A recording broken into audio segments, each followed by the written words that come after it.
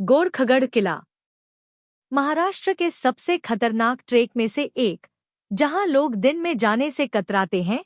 उस पहाड़ को रात के अंधेरे में फतह करने की कहानी, महाराष्ट्र के ऐतिहासिक रत्न की रोमांचक यात्रा। महाराष्ट्र में 390 से ज्यादा किले हैं, जिनमें से कई का समृद्ध सैन्य इतिहास है। महाराष्ट्र के कोंकण क्षेत्र में स्थित ठाणे जिला, मुंबई महानगर क्षेत्र (MMR) का एक अभिन्न अंग है। हालांकि यह मुंबई का हिस्सा नहीं है, फिर भी ठाणे भौगोलिक और कार्यात्मक रूप से शहर से जुड़ा हुआ है। इस जिले में कई किले हैं, जिनमें से प्रत्येक का अपना अनूठा इतिहास और स्थापत्य शैली है। ये किले महत्वपूर्ण स्थलचिन्ह के रूप में कार्य करते हैं, जो क्षेत्र के अतीत और इसकी समृद्ध सांस्कृतिक विरासत की जानकारी प्रदान करते हैं।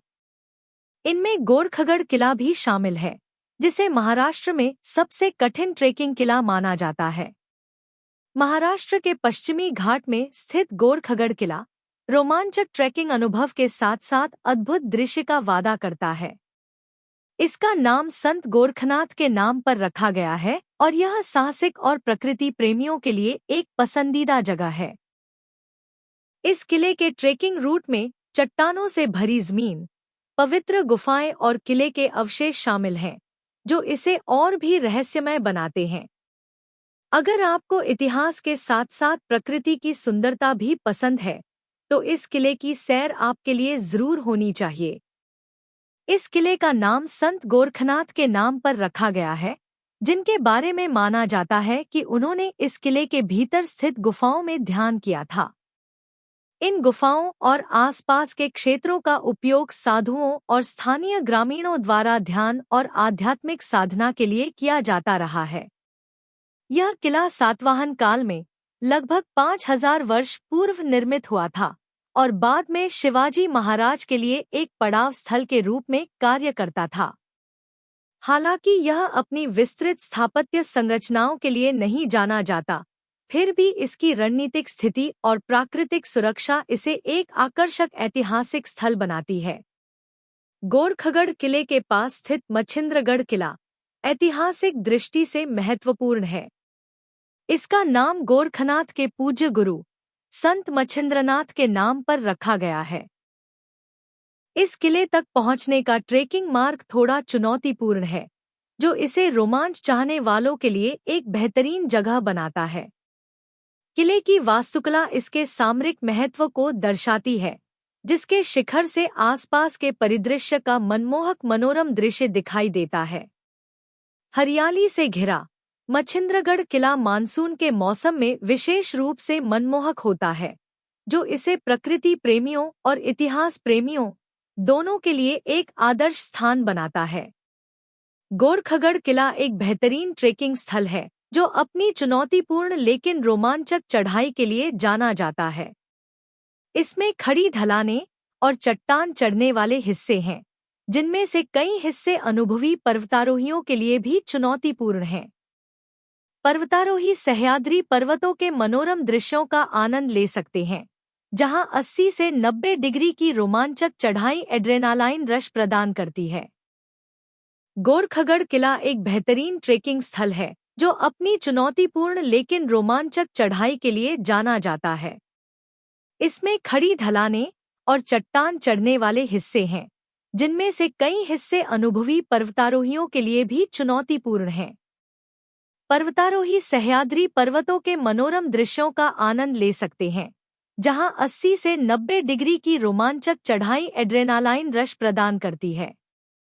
खासकर शिखर तक की अंतिम चढ़ाई काफी चुनौतीपूर्ण हो सकती है, जिसके लिए सावधानीपूर्वक योजना और तैयारी की आवश्यकता होती है। इस रास्ते में समतल हिस्से, खड़ी ढलानें और कुछ ऐसे क्षेत्र शामिल हैं, जहां बुनियादी चट्टान चढ़ने के कौशल की आवश्यकता होती है। शिखर तक पहुंचने का रास्ता संकरा और खुला है, जिससे कठिनाई और बढ़ जाती है। गोरखगढ़ का स्थान और कैसे पहुंचे। गोरखगढ़ महाराष्ट्र के ठाणे जिले में स्थित है और इसका रास्ता मुरबाड तालुका के देहारी गांव से शुरू होता है। यह ट्रेक गोरक्षनाथ मंदिर और आश्रम के ठीक पीछे से शुरू होता है, जो सड़क मार्ग से मुंबई से लगभग 100 किलोमीटर और पुणे से 150 किलोमीटर दूर है। मंदिर के बाहर पर्याप्त पार्किंग उपलब्ध है और एक छोटा सा स्टॉल है जहां स्थानीय भोजन और नाश्ता मिलता है। आप सार्वजनिक परिवहन के जरिए भी यहां पहुंच सकते हैं। सबसे नजदीकी रेलवे स्टेशन कल्याण है, जहां से आप मुरबाद के लिए लोकल बस ले सकते हैं और उसके बाद देहारी के लिए शेयर्ड जीप ऑटो ले सकते हैं। हालांकि यह विकल्प किफ़ायती है, लेकिन कभी-कभी बसें और जीपें मिलना मुश्किल हो सकता है, इसलिए किले तक पहुंचने के लिए अतिरिक्त समय का प्रबंध करें। गोरखगढ़ ट्रेक रूट, दूरी, अवधि और कठिनाई। ट्रेल दूरी लगभग 2.53 किमी एक तरफ। ट्रेक अवधि शिखर तक 2.5 घंटे, आराम और दृश्यों के लिए ब्रेक के साथ लगभग 4 से 5 घंटे की यात्रा।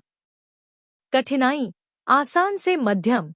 यह ट्रेक अपने आप में अपेक्षाकृत सरल है, लेकिन अंतिम चढ़ाई काफी कठिन है और इसके लिए पूर्ण एकाग्रता की आवश्यकता होती है। पथ का विवरण। इस पथ को 3 अलग-अलग भागों में विभाजित किया जा सकता है, जो इस प्रकार है। देहारी से वन आधार, जंगल और घास वाली ढलानों के बीच से 45 से 60 मिनट की सुखद पैदल यात्रा आपको किले के आधार तक ले जाती है, जिसके पास एक छोटा शिव मंदिर है।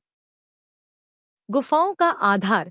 किले के प्रवेश द्वार से पहले एक चट्टान की कुछ खड़ी लेकिन जोखिम मुक्त चढ़ाई है और टूटी फूटी चट्टानों को काटकर बनाई गई सीढ़ियों के निशान आपको एक मध्य पठार तक ले जाते हैं, जहां गुफाएं और कुंड हैं। एक संकरा, उत्तल आकार का रास्ता आपको किले की मुख्य संरचना के दोनों ओर ले जाता है। गुफाओं से शिखर तक अंतिम 25 मिनट की यात्रा में संकरी चट्टानें, चट्टानों में उकेरी गई सीधी सीढ़ियां और खुले रास्ते शामिल हैं। हालांकि यह रोमांचकारी है, लेकिन बारिश में सावधानी के बिना यह बहुत जोखिम भरा हो सकता है।